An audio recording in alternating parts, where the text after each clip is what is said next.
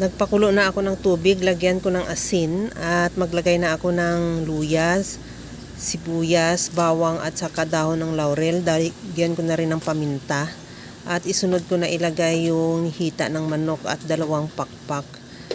Bali pakuluan ko lang yan, wag lang natin i-overcook at ingatan natin hindi mapunit yung pinakabalat niya.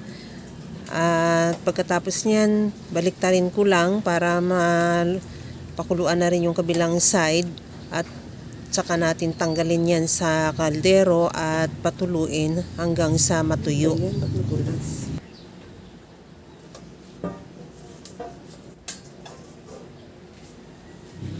Nagpainit na rin ako ng mantika sa kaldero.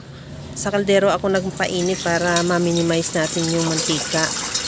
At iprito ko na rin yung manok. Antayin lang na mag-brown yung kabilang side at saka baliktarin hanggang sa maluto.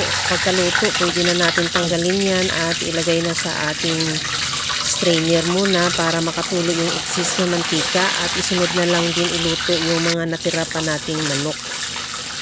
At pagkatapos yun, okay na yun, ready to serve na. Kaya mga kalasa, kung nagustuhan mo yung ating video, please like na lang at pakishare na rin sa inyong mga friends.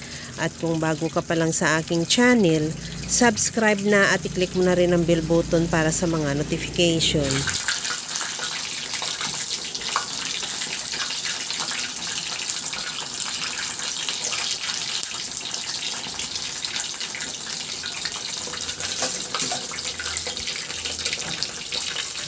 Okay na tong ating napakasimple at napaka-tender juicy na fried chicken.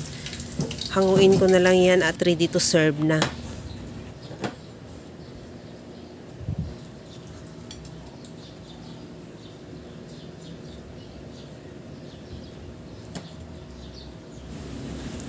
Hanggang sa muli mga kalasa. Thank you for watching. Bye-bye!